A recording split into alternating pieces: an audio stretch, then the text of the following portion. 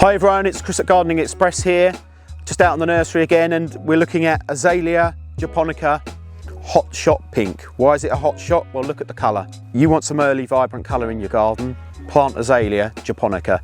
These are tolerant, unlike a lot of azaleas and rhododendrons, of pretty much all soil types.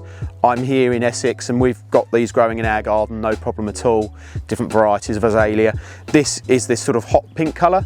This is also got a variegated leaf on the hot shot pink, so that gives you a bit of more interest. Once the flowers have gone, you've got the variegated foliage as well, give you a bit more garden interest. We'll hold the leaves all winter unless it's really, really cold, and I'm talking like -10, -15, then it might drop the leaves. But in the ground, they're pretty reliable and hold the foliage. That is the Azalea Hotshot Pink. Thanks very much, and I'll see you next time.